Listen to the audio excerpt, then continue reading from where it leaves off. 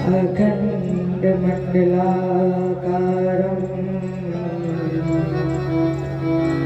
व्याप्तमेन चराचरं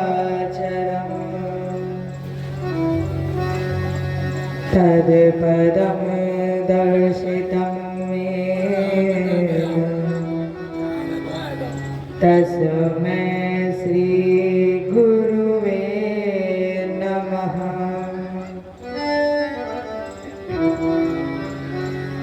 कृष्णाय वासुदेवाय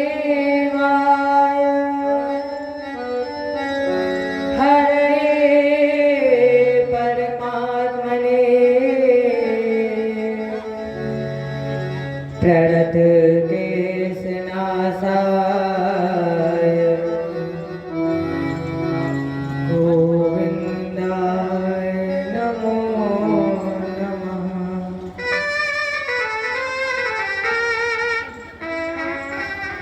व्रजे वसन्तम् नवनीतचौरम् गोपाङ्गनानां चदकुलचौरम्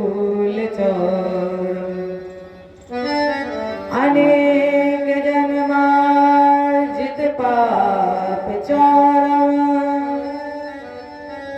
चौराविगणं पुरुषं नमामि।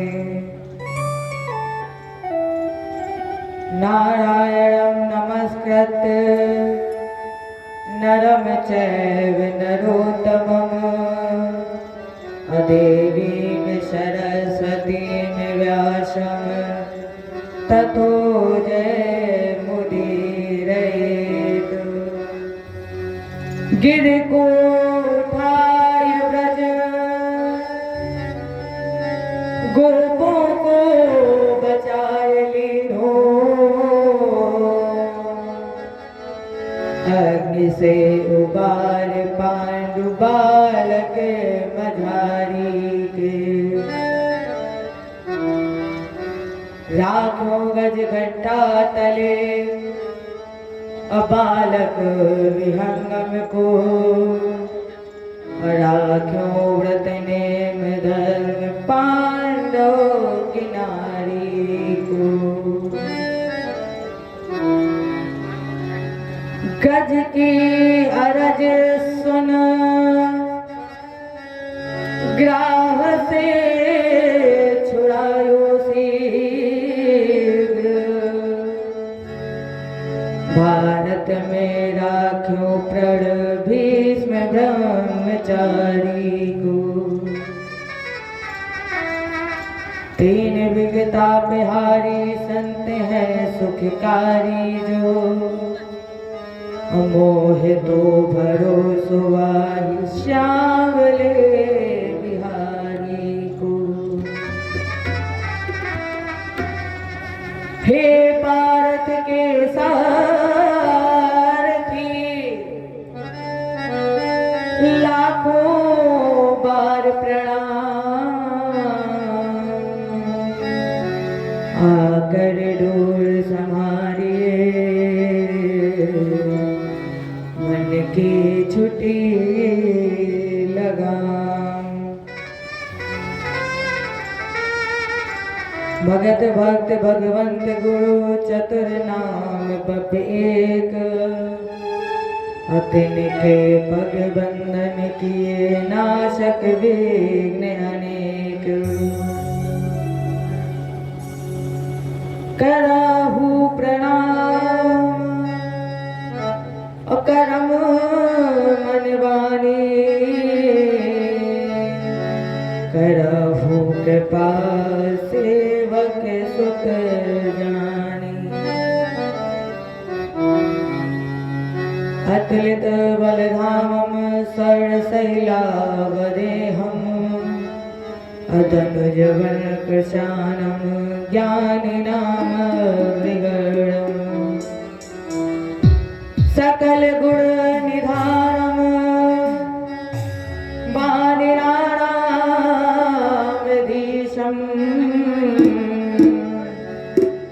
रघुपत प्रिय भक्तम्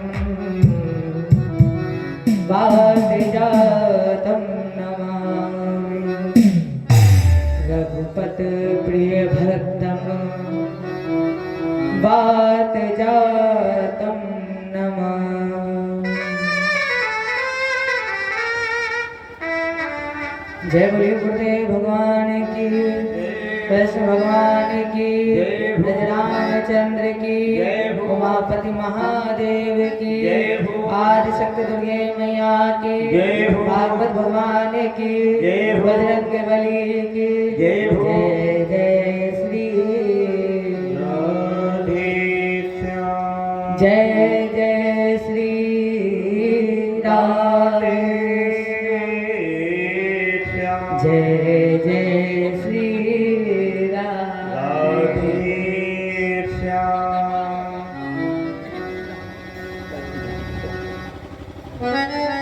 यहाँ पर उपस्थित समस्त श्रद्धालु भक्तजन एवं करुणामयी माताएं,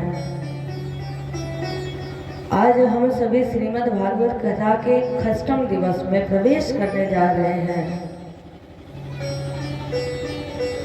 इसमें प्रवेश करने से पूर्व अपने मन वाणी को पवित्र करें और अपने बिहारी जी, अपने इष्ट, अपने गुरु गोविंद से कहें। एक सखी ने जब दूसरी सखी से कहा कि सखी, जब मैं ब्रज में गई अकेले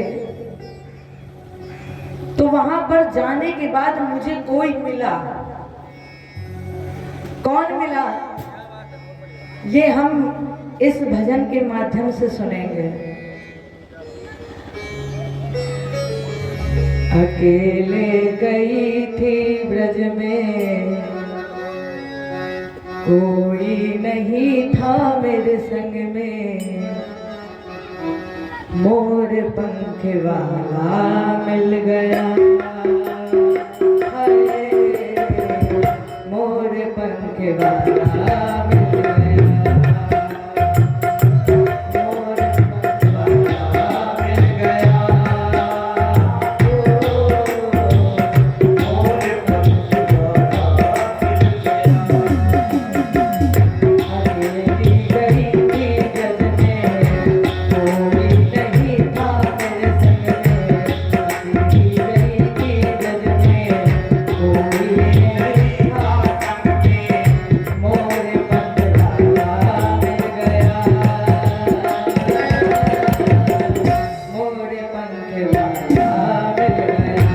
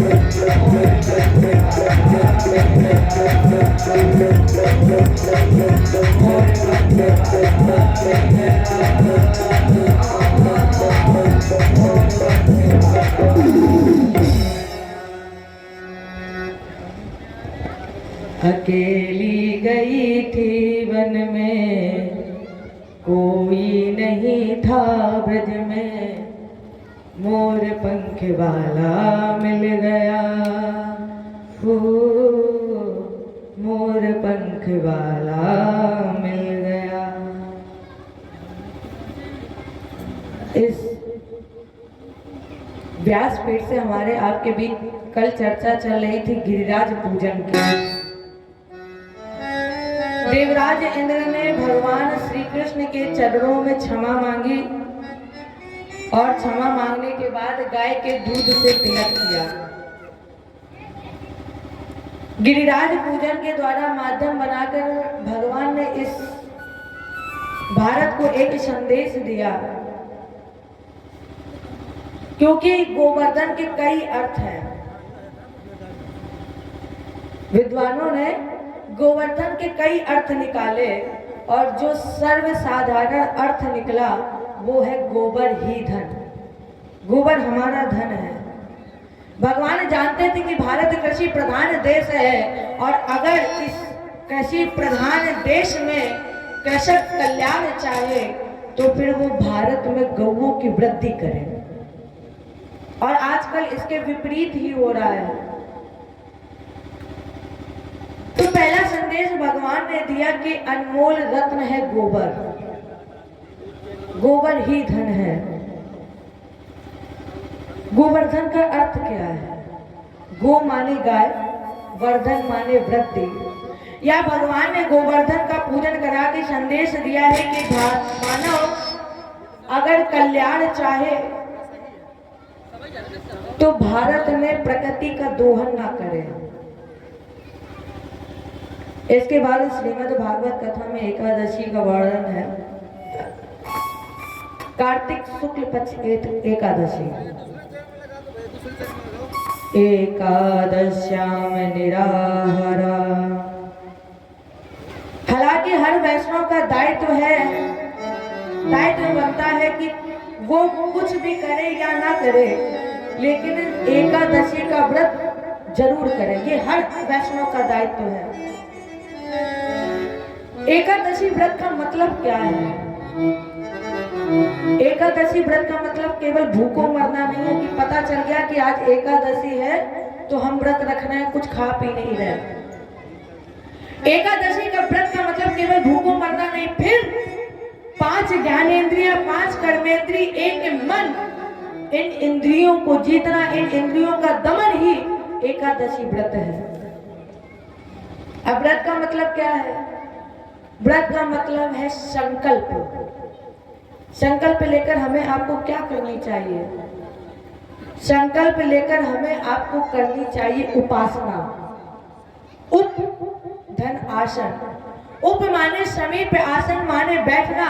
भगवान के समीप हम बैठे और संकल्प ले कि आज के बाद कभी कोई अन्याय नहीं करेंगे, अधर्म नहीं करेंगे, किसी दूसरे को कष्ट नहीं पहुंचाएंगे। इन सभी बुराइयों को त्याग कर भगवान के समीप बैठना संकल्प लेकर, यही एकादशी व्रत है।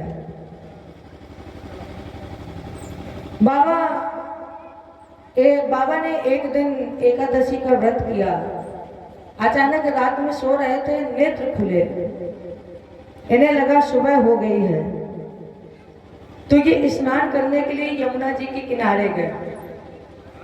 यमुना जी के किनारे वरुण देव के दूत टहल रहे थे, तो वरुण देव के दूतों ने बाबा नंद को लिया और वरुण देव के पास पहुंचे। इधर जब सुबह हुई तो कन्हैया ने देखा सभी मौजूद हैं, मैया है, ग्वाले हैं, सखा है, गोपियां हैं, लेकिन बाबा नंद नहीं दिख रहे हैं। सीधे पहुंचे मैया के पास और मैया का, मैया बाबा कहाँ गए हैं? क्योंकि हमने सबको देख लिया, सब लोग हैं, लेकिन बाबा नंद नहीं है। यशोदा जी ने बताया कि वो रात्रि में ही स्नान करने के लिए चले गए और जब से गए हैं तब से लौट कर वापस नहीं आए।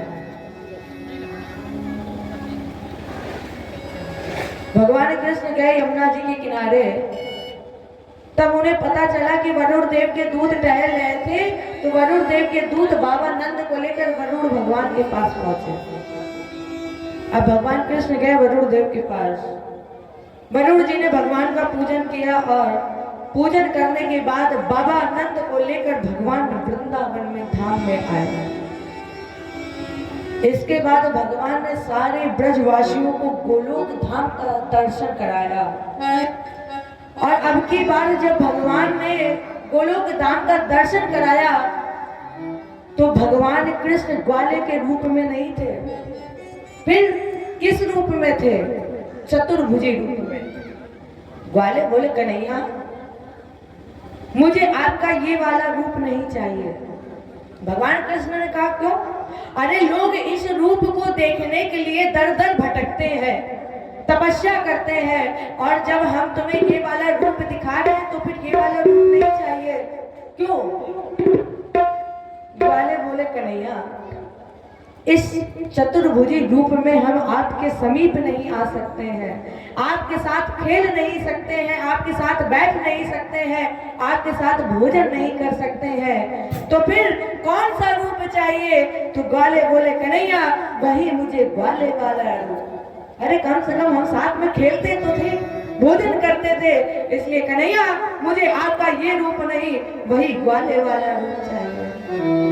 तो आज भगवान ने गोलोक धाम का दिग्दर्शन कराया और दिग्दर्शन कराने के बाद वापस आए। उस वृंदावन में निवास करते हुए भगवान को आज 1 वर्ष पूर्व की घटना का स्मरण हो गया। कौन सी घटना का? जो गोपियों को वचन दिया था, इसी वचन की पूर्ति हेतु भगवान ने आज बंसी बजाई है।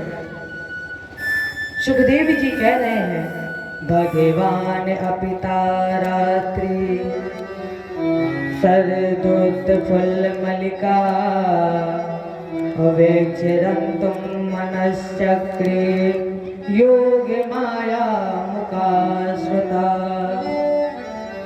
देखो, बंसी भी 3 तरह की होती है।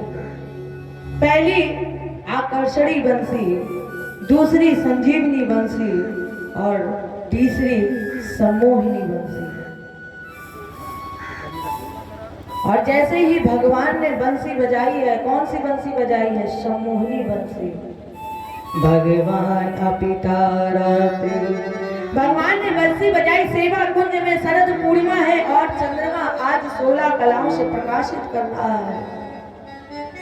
भगवान अपिता रात्रि, भगवान तो बंसी बजा रहे थे। ता रात्रि, वो रातें हैं। कौन सी रातें? सुखदेव जी कह रहे हैं, मास दिवस कर दिवस भाव अमरम न जाने कोई औरत समेत रवि त्याग्यो निशा कवन विधि हुए।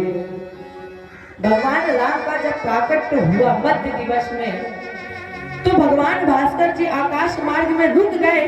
तो इनके रुकने से जो रातें व्यतीत हुई, आज वही रातें भगवान की बंसी बजाते ही आ गई। सुखदेव जी कहते हैं, तारात्रि, आज वही रातें आई भगवान की मुरली बजाते।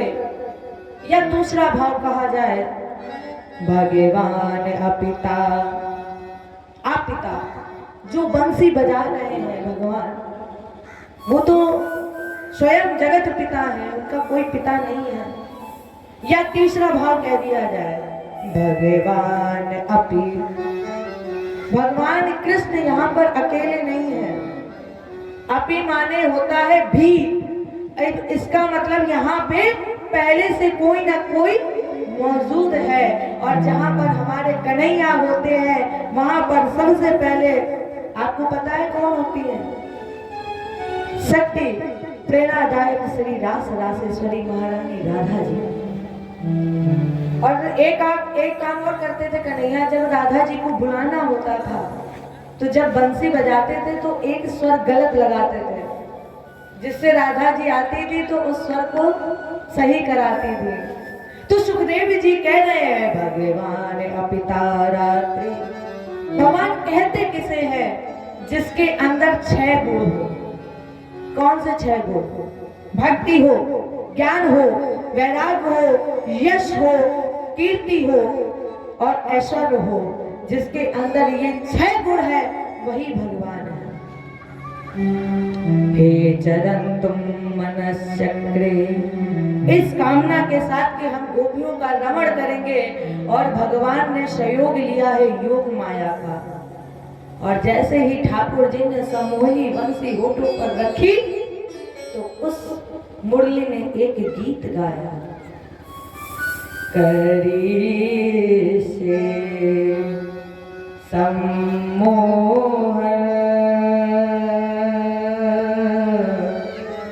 शिव हरि रमेशो ते विभूषा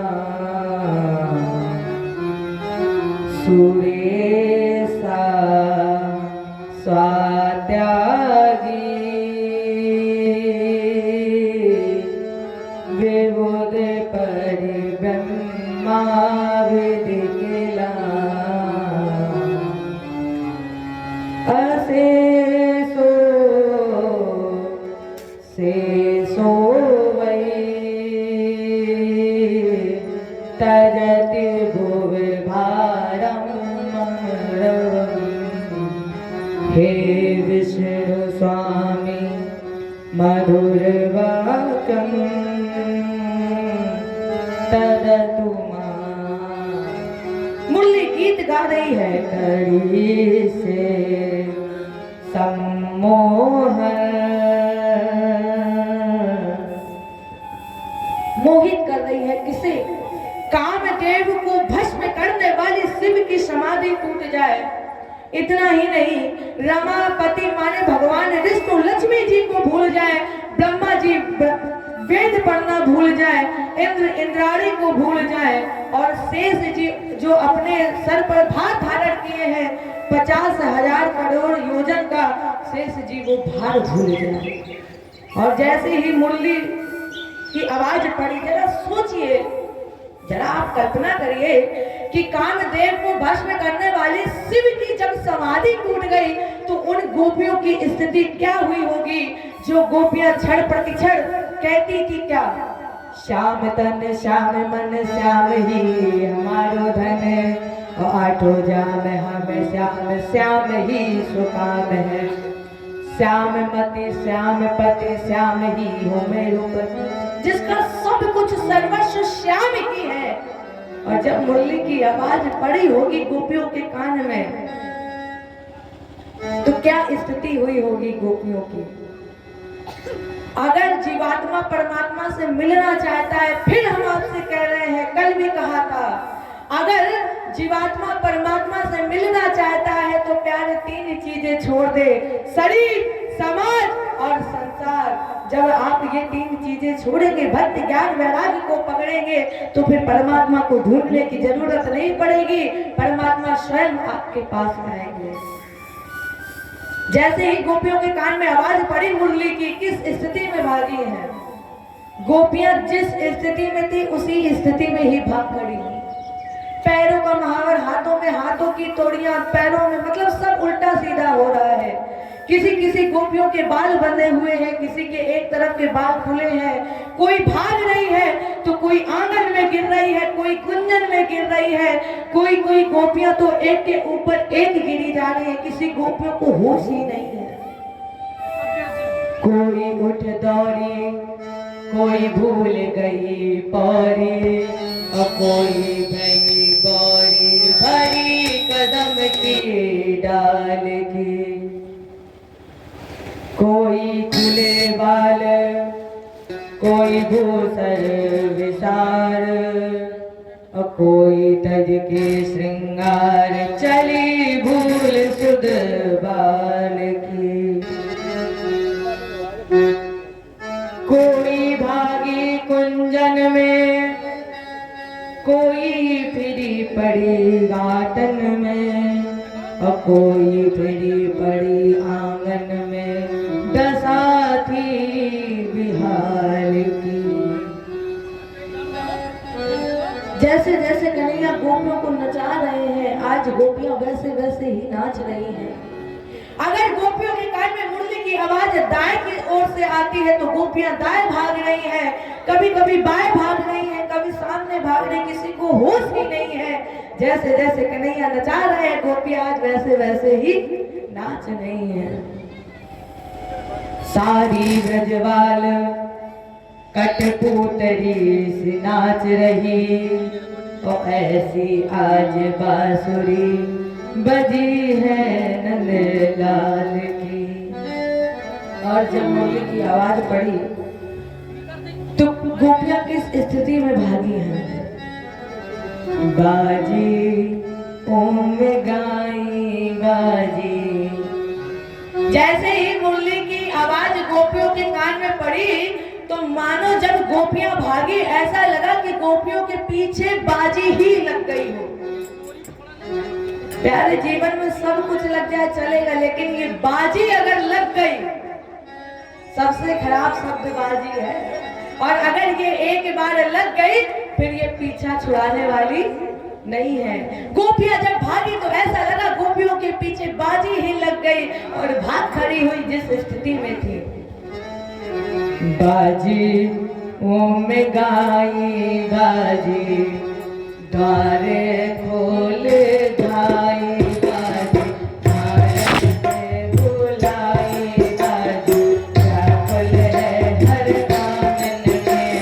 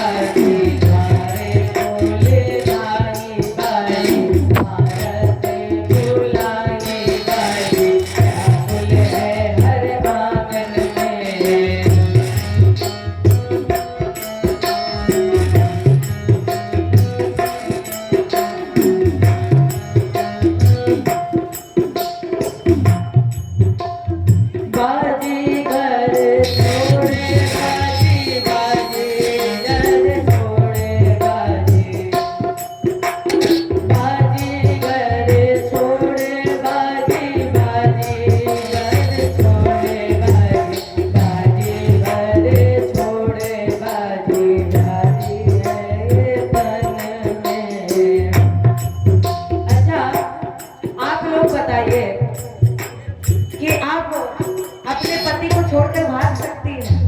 नहीं भाग सकती। लेकिन जैसे ही गोपियों के कान में आवाज पड़ी तो गोपियां अपने पति को ही छोड़कर भाग खड़ी हो। ये बात छोड़िए, क्या आप अपने वस्त्र को फाड़कर भाग सकती हैं? नहीं भाग सकते। लेकिन जब गोपियों के कान में आवाज पड़ी तो गोपियां अपने चीज को ही फाड़कर भाग खड़ी हुई। बाजन ने भी सारी दिल, बाजन ने है फाड़ी दिल, बाजन ने भी सारी दिल, बाजन ने है फाड़ी दिल, बाजन ने गोटी है फिर चैन है ना मंदिर, बाजन ने गोटी है फिर चैन है ना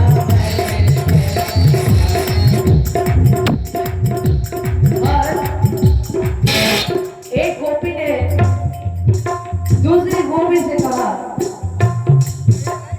बाजी कहे बाजी बाजी बाजी कहे कहाँ बाजी, बाजी कहे बाजी बाजी बाजी कहे कहाँ बाजी।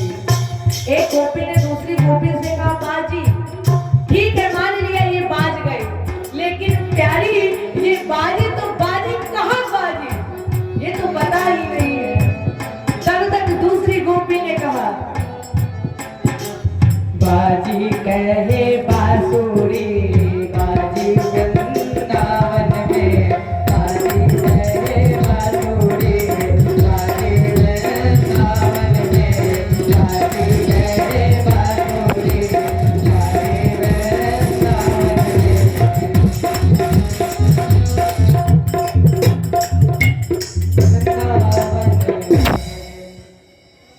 एक गोपी ने दूसरी गोपी से कहा, बाजी लेकिन ये बाजी तो कहाँ बाजी। तब तक दूसरी गोपी ने कहा, शायद ये बांसुरी वृंदावन में बाजी। आज गोपियों ने शरीर समाज संसार छोड़ दिया। वैसे भी क्या चर्चा की जाए, जितनी भी चर्चा की जाए गोपियों की उतनी ही कम है। कितनी अधीन हो गई और झूमते नाचते हुए जब कृष्ण भगवान के पास पहुंची तो उन गोपियों को भगवान ने हाथ जोड़ करके विशेष प्रेम दिया। स्वागतम भो महाभागा प्रियम किम करिवारिणा। आओ प्राण प्रिय गोपियों, लेकिन इस तरह देखो यहाँ पर भगवान काम को मारने जा रहे हैं। सबसे पहले काम को मारा है चीढ़हरण में, और चीढ़हरण में काम को मारने के बाद भगवान ने गोवर्धन का पूजन करा के इंद्रियों को फिर जीवित किया है। भगवान ने इंद्रियों को इवा किया और गोवर्धन के द्वारा जब इतनी इंद्रियां प्रबल हो गई तो गोपियों के भगवान के बंसी बजाते ही गोपियों के हृदय में काम जाग गया, काम की वृद्धि हो गई और ये परमात्मा से मिलने के लिए पहुंचे। लेकिन ठाकुर जी को एक मिनट नहीं लगा, एक वाक्य में ही भगवान ने कामदेव को मार दिया और कहा, गोपियों स्वागतम, आइए आपका स्वागत है। लेकिन इस स्थिति में इस तरह आई हो, और इस तरह तो कोई तब आता है तब भागता है जब किसी के ऊपर भारी संकट होता है, जब किसी के ऊपर आपत्ति आती है। और अगर कोई आपत्ति नहीं है तो गोपियां सब लोग लौट जाओ। गोपियों को उम्मीद ही नहीं थी कि भगवान कह देंगे लौट जाओ। गोपियां चुपचाप खड़ी की खड़ी रह गई। कन्हैया ने कहा, अच्छा ये बताओ क्या तुम्हारे पति से लड़ाई हो गई है? और अगर गोपी तुम्हारे पति से घर पे लड़ाई हो गई, इसका मतलब ये थोड़ी ना है कि तुम घर छोड़कर चली आओ। देवी ये तो हर घर में होता है, इसलिए लौट जाओ। और वैसे भी गोपी पति की हमेशा पूजा करनी चाहिए, पति की सेवा करनी चाहिए, पति की आज्ञा का पालन करना चाहिए। तब तक एक गोपी ने कहा, कन्हैया आपने कहा कि पति चाहे जैसा हो उसकी सेवा करनी चाहिए, उसकी पूजा करनी चाहिए, लेकिन कन्हैया आप बताइए जब हमारे सामने असली पति है तो फिर हमें नकली पति की पूजा करने की क्या जरूरत है? क्योंकि आप तो स्वयं अखिल पति हैं और जितने भी हम सबके पति हैं वो सब नकली पति ही तो हैं।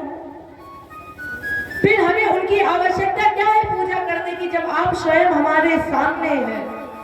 इसलिए श्याम सुंदर सर्वव्यापक के नाते से हमने तुमको अपनाया है, पतियों में तुमको पाला है, तुमने पतियों को पाला है। श्याम सुंदर अगर हम उनकी पूजा करें तो तुम्हारी पूजा है, और तुम्हारी पूजा करें तब तो तुम्हारी ही पूजा है, तो फिर क्यों ना श्याम सुंदर तुम्हारी ही पूजा की जाए।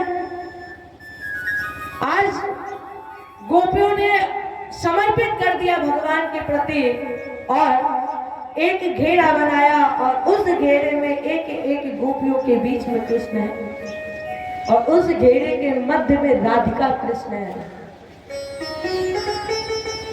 देखो हम लोग कहते हैं राधा कृष्ण,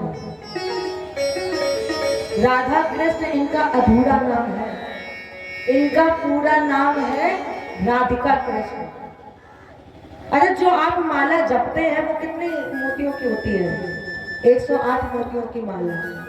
और जब आप एक बार जा करके देखना रजिस्टर में लिखना राधिका कृष्ण और हर एक वर्ड का जब अंक लिखेंगे कि राग किस अंक में आता है, तो जब आप उसका अंक लिखेंगे और जोड़ेंगे तो पूरा 108 माला बन के आएगी। 108 तो इनका पूरा नाम है राधिका कृष्ण। राधिका कृष्ण लोग जल्दी जल्दी नहीं कह पाते हैं, इसलिए लोगों ने कहना शुरू कर दिया राधा कृष्ण। तो अब जब घेरा बना, नृत्य प्रारंभ हुआ, कितना समर्पित किया है गोपियों ने और कह रही है ऐसे नहीं हम चाहनिहार, और आज तुम्हें कल और को चाहे, फेंक दे आंख निकाली अगर और किसी और की ओर करे जो निगाह। ठाकुर जी अगर मैंने इस नेत्रों से किसी और की तरफ आंख उठा करके भी देखा ना तो गोपियां कह रही है ठाकुर जी ये नेत्र निकाल करके फेंक दूंगी। कह रही है गोपियां लाख मिले तुमते बढ़ के, ठाकुर जी तुमसे चाहे जितना सुंदर चाहे जितना अच्छा मिल जाए, लेकिन आपके अलावा किसी और को चाहने वाले हम नहीं हैं। लाख मिले तुमते बढ़ के, लेकिन तुम ही को चाहे तुम ही को सराय। ठाकुर जी जो लो यह जीव रहे तन में, तो लो यह प्रीत कुना तो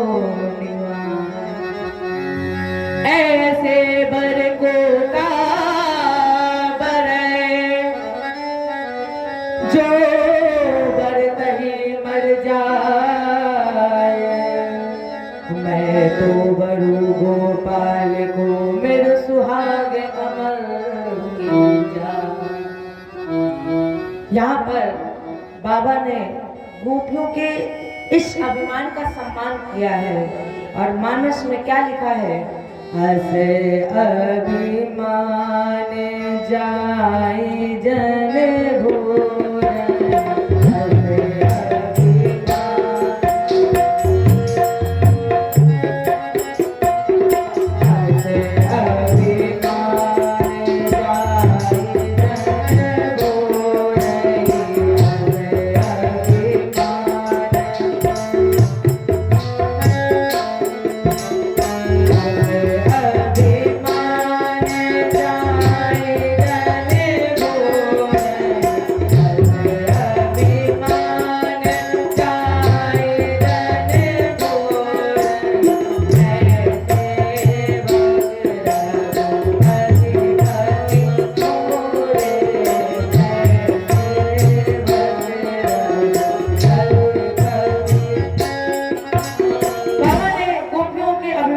सम्मान किया। और जब गोपियों के हृदय में अभिमान आया तो गोपियां ये सोचने लगी कि भगवान को हमने अपने बंधन में बांध लिया है।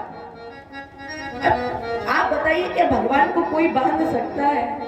जब मैया यशोदा बांधते बांधते थक गई, नहीं बांध पाए, तो गोपियों को ये अभिमान आ गया कि हमने भगवान को अपने वशीभूत कर लिया, अपने बंधन में बांध लिया। लेकिन एक क्षण नहीं लगा, भगवान ने क्या किया अभिमान को नष्ट करने के लिए? अंतर्हिते भगवती, जैसे ही गोपियों के हृदय में अभिमान आया, भगवान अंतर्हित हो गए, राधा जी का पकड़ा हाथ और भाग खड़े हुए। इधर जब राधा जी को लेकर भाग रहे थे तो राधा जी ने भी कहा, कन्हैया अब हम थक गए हैं, अब हमसे नहीं दौड़ा जा रहा, नहीं चला जा रहा। तो कन्हैया ने कहा, राधा ऐसा करो कि तुम मेरे कंधे पर बैठ जाओ। और जैसे ही कन्हैया ने कहा कि तुम मेरे कंधे पर बैठ जाओ तो राधा जी को भी अभिमान आ गया। कैसे आया? जब भगवान कृष्ण राधा जी एकांत में थे पहुंचे तो वहां पर एक पुरुष प्रगटा। भगवान ने पूछा, कौन हो तुम? उस पुरुष ने कहा, मैं हूं काम। भगवान ने कहा, मैंने तो तुम्हें बुलाया ही नहीं, फिर तुम यहाँ क्यों आए हो, क्या करने आए हो? काम ने कहा, ठाकुर जी जब कोई स्त्री और पुरुष एकांत में मिलते हैं तो फिर मुझे बुलाने की जरूरत नहीं पड़ती है, मैं अपने आप ही आ जाता हूँ। रात्रि के समय तो मुझे बुलाने की जरूरत नहीं पड़ती है, मैं अपने आप ही आ जाता हूँ। परिणाम स्वरूप कामदेव राधा जी के मन मंदिर में प्रविष्ट हो गए। और जब राधा जी के मन मंदिर में प्रविष्ट हो गए तो राधा जी अभिमान बस कन्हैया के कंधे पर पैर रखने के लिए पैर उठा बैठे। और जैसे ही राधा जी ने पैर उठाया, अंतर्हिते, भगवान अंतर्हित हो गए। और जब अंतर्हित हो गए तो राधा जी मुंह के बल गिर गई। अब राधा जी गोपियां ढूंढ रही है कन्हैया को, लेकिन कन्हैया कहीं मिल नहीं रहे हैं। क्यों नहीं मिल रहे? क्योंकि गोपियां और राधा को अभिमान था, इस वजह से भगवान अंतर्हित हो गए। अब ढूंढते ढूंढते जब रोते बिलखते गोपियां राधा जी पहुंची कहां पर? अशोक के वृक्ष के पास। और कहने लगे, हे अशोक हर शोक मम मेरे प्रिय बताओ। हे अशोक के वृक्ष, आ माने नहीं, शोक माने दुख, जिसकी शीतल छाया में जाने से सारे दुख समाप्त होते हैं, सारे दुख का हरण हो जाता है। हे अशोक के वृक्ष, मैं भी कृष्ण के वियोग में व्यथित हूँ, जल रही हूँ, बता दो मेरा कन्हैया कहाँ गया है? अशोक का वृक्ष नहीं बोला। अब जब अशोक के वृक्ष नहीं बोले तो राधा दी गोपियां ढूंढते ढूंढते पहुंचे कहां पर? चंदन के पास।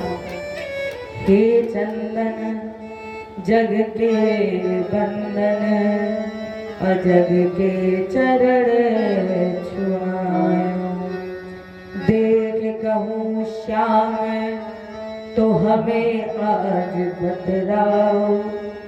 हे चंदन, मैंने सुना है लोग तुम्हें जब मस्तक पर धारण करते हैं तो तुम इन्हें शीतलता प्रदान करते हो। आज हम सभी भी कृष्ण के वियोग में व्यथित हैं, व्यथित जल रहे हैं, इसलिए आप मुझे बताएं मेरा कन्हैया कहाँ गया है, आप मुझे भी शीतलता प्रदान करें, बता दो मेरा कन्हैया कहाँ गया है। चंदन भी कुछ नहीं बोला। और जब चंदन नहीं बोले तो राधा जी गोपियां ढूंढते ढूंढते पहुंची यमुना जी के पास।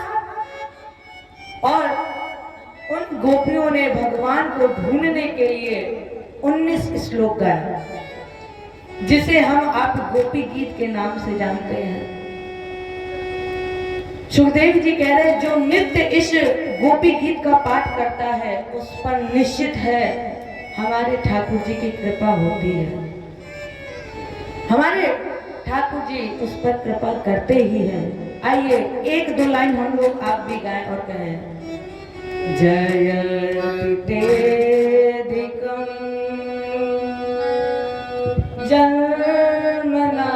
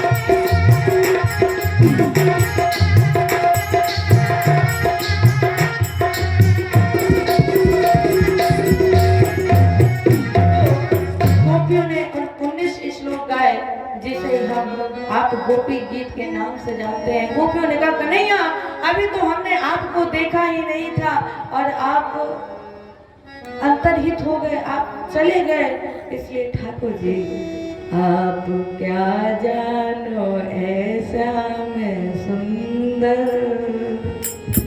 गोपियों के अभिमान का जब नश दूर हुआ तो गोपियों ने कहा ठाकुर जी आपके बिना हम एक पल भी नहीं रह सकते, हम सब कुछ आपको ही अपना मानते थे, इसलिए ठाकुर जी आप क्या जानो मैं श्याम सुंदर,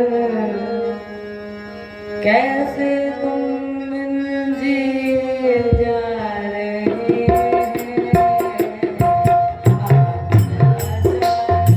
जानो मैं श्याम सुंदर, कैसे तुम बिन जिए जा रहे हैं।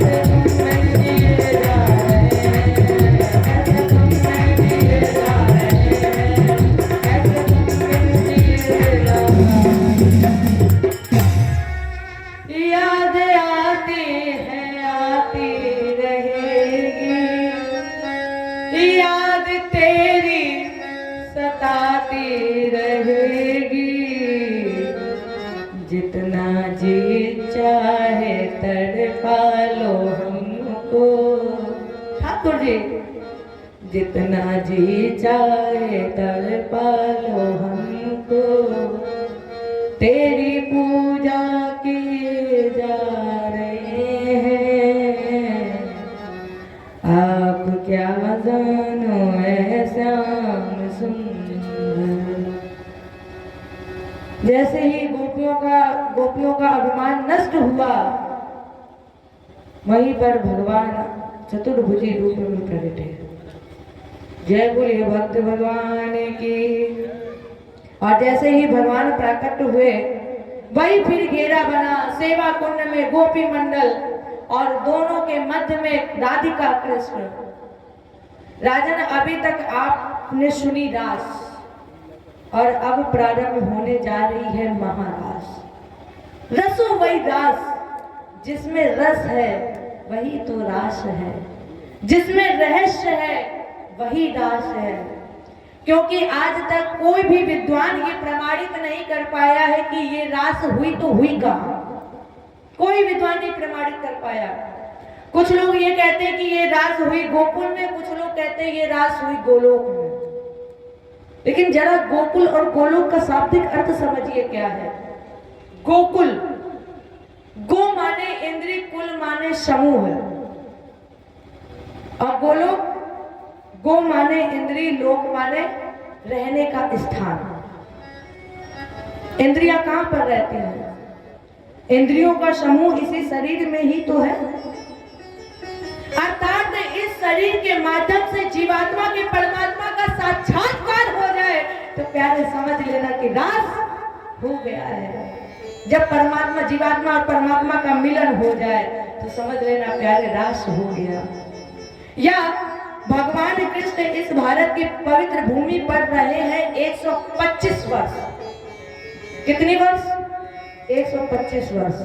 और जो 125 वर्ष रहा हो, क्या वो इस मृत्यु लोक में ब्रह्मा जी की एक रात के बराबर रास कर सकता है?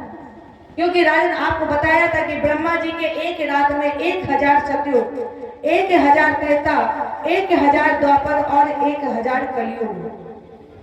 और भगवान की उम्र कितनी? 125 वर्ष। तो जो भारत में 125 वर्ष रहा है, तो क्या वो 1000 चतुर्रूप रास कर सकता है? ये भी एक रहस्य है, इसलिए इसका नाम है रास।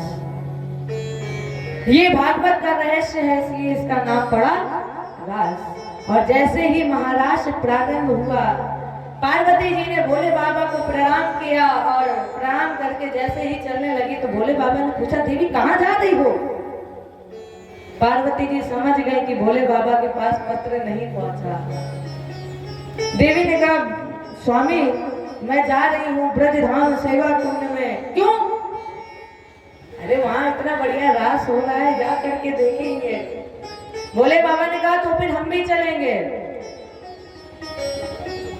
पार्वती जी ने कहा, देखिए स्वामी, वहां पर नर का जाना वर्जित है, नर प्रवेश नहीं कर सकते, इसलिए आप नहीं जा सकते हैं। शंकर जी ने कहा, नर का जाना वर्जित है और मैं तो महिला हूं, मैं क्यों नहीं जा सकता? माता जी चौंक गए और माता जी ने कहा, स्वामी आप महिला हो? बोले हाँ, कैसे? भोले बाबा ने कहा, हम केवल महिला नहीं है, हम सुहाग सौभाग्यवती महिला है। माता जी एकदम से चौंक गई और बोली, आप कह रहे सौभाग्यवती महिला, तो फिर आपके पति कहाँ है? शंकर जी ने कहा, वही तो मेरे पति है, मेरे कृष्ण। और देवी, पति नाचे पत्नी ना देखे ये तो हो ही नहीं सकता है, क्योंकि पति बहुत महीने में एक बार नाचता है, पत्नी तो भले रोज रोज नाच ले, लेकिन पति महीने में केवल एक ही दिन, बहुत ही मुश्किल से। और देवी, पति नाच रहा है और पत्नी ना देखे ये तो हो ही नहीं सकता, इसलिए हम भी जाएंगे। माता जी ने कहा, पहले ये बताओ वो तुम्हारा पति कैसे हुआ? शंकर जी ने कहा, उसका नाम क्या है? नटवर।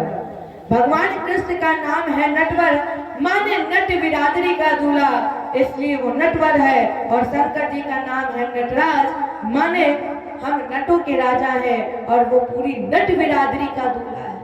और तो फिर दूल्हा नाचे और हम ना देखें ये तो हो ही नहीं सकता, इसलिए हम भी चलेंगे। माता जी ने पूछा, जाएंगे कैसे?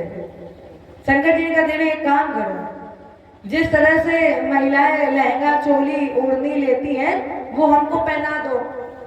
तो अब देवी जी ने लहंगा चोली पहना दिया, लंबाई 27.5 हाथ, दाढ़ी बड़ी। पार्वती जी ने कहा, स्वामी अब ये दाढ़ी कैसे छुपाओगे? दाढ़ी देखकर तो पहचान ही जाएंगे कि आप नारी नहीं नर है। तो शंकर जी ने कहा, ऐसा करो देवी, जब महिलाएं बाहर निकलती है ना तो एक काम करती है, क्या? घूंघट डाल लेती है। तो देवी तुम मेरे घूंघट डाल दो, और जब मेरे घूंघट डाल दोगी तो कोई पहचान नहीं पाएगा कि नर है नारी है। प्रणाम स्वरूप शंकर बाबा और मैया पार्वती जी भी पहुंचे ब्रजराज में। रास प्रारंभ हुआ, महारास प्रारंभ हुआ, और जैसे ही महारास प्रारंभ हुआ, भगवान कृष्ण से कोई बात छिपती है नहीं। भगवान कृष्ण जान गया यहाँ कुछ गड़बड़ है।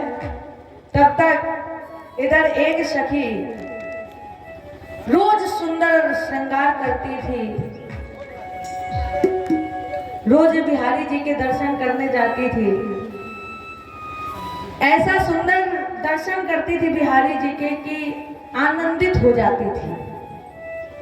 एक बार उस सखी ने सोचा कि हम बिहारी जी के दर्शन करने जाते हैं तो अब की बार हम इतना सुंदर खुद में सजे कि बिहारी जी मेरा दर्शन करें। और जब वो सखी खुद का श्रृंगार करके सुंदर बन करके गई तो बिहारी जी के जब द्वार पर पहुंची तो बिहारी जी अब की बार और से भी ज्यादा सुंदर लग रहे थे। उस सखी ने सोचा कि हम जाएंगे सुंदर बन के तो बिहारी जी हमको देखेंगे, लेकिन जब वो सखी पहुंची तो बिहारी जी रोज की अपेक्षा उस सखी से भी ज्यादा सुंदर लग रहे थे। तो उस सखी ने दुनिया को बताने के लिए कहा, अरे सखी सुनो, क्या? सुन लो दुनिया वालों, कह रही है सखी, सुन लो दुनिया वालों,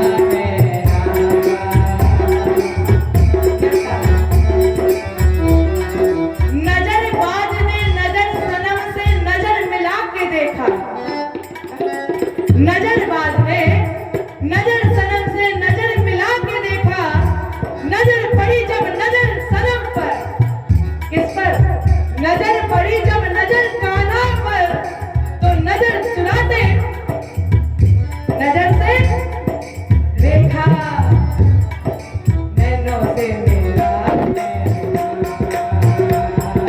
नैनों से मिला दिल में बेदारी है नैनों से मिला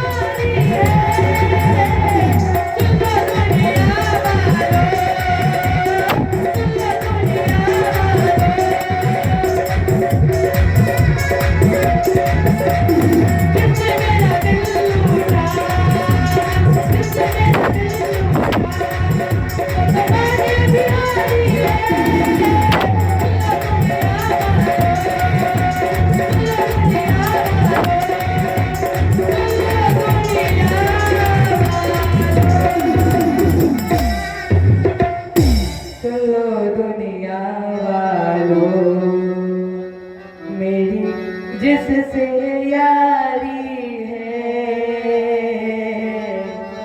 जिसने मेरा दिल लूटा वो तो बाके बिहारी है।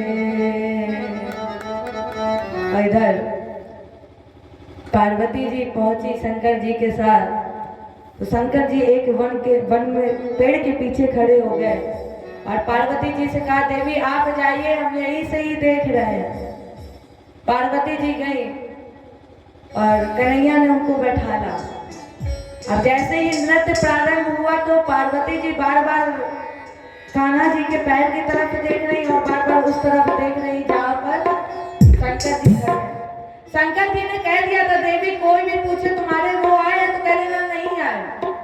और देवियों के अंदर एक खासियत बात है, जो चीज बताने को मना कर दो उसे वो सबसे पहले बताते हैं। कान्हा जी ने कहा, राधा जी से कुछ गड़बड़ लग रहा है यहाँ पे। राधा जी ने पूछा क्यों? कन्हैया ने कहा राधा जी से, देखो नृत्य हो रहा है यहाँ पर, लेकिन मैया बार बार पता नहीं उधर उस पेड़ की तरफ क्या देख रही हैं, इसका मतलब कुछ ना कुछ गड़बड़ है।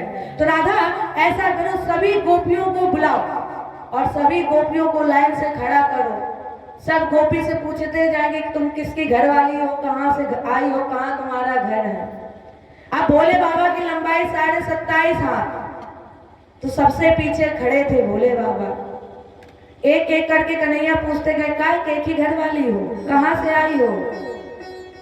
कन्हैया ने सोचा कि इतनी गोपियां हैं और एक एक अगर पूछेंगे तो समय लग जाएगा, तो बीच की गोपियों को छोड़ा, सबसे पीछे पहुंचे कहां पर, जहां पर हमारे भोले बाबा खड़े थे। राधा जी से कहा, हम जब इशारा करें तो इनकी उड़निया खींच देना। कन्हैया ने पूछा, काहे गोपी, की घर वाली हो? नहीं बोले। अरे बताओ की घर वाली हो, कहां से आई हो? अब जब बोलती तब जब पता होता कि घर कहाँ है। कान्हा ने कहा, ऐसा करो अपने पति को नाम बताओ। अब पति का नाम बताओ कि हम समझ जाएंगे कि, और अगर नाम नहीं ले पा रही हो क्योंकि माताएं नहीं नाम लेती है पति का, तो इशारा करके बता दो कोई है हमारे पति। और जब तुम इशारा करोगे हम समझ जाएंगे कि तुम एक ही घर वाली हो। कहाँ है तुम्हारे पति? और जैसे ही बार बार कन्हैया ने पूछा कहाँ है तुम्हारे पति, तो एकदम से बोले, अरे तुम्हारी तो हमारे पति हो, तुम क्या बता कहाँ हमारे पति है। और जैसे ही इशारा किया राधा जी को, राधा जी ने भोले बाबा की उड़निया खींच दी। एक दिन भोले भंडारी बन करके ब्रजनारी वृंदावन आ गए। पार्वती भी मना के हारी, ना माने त्रिपुरारी वृंदावन आ गए।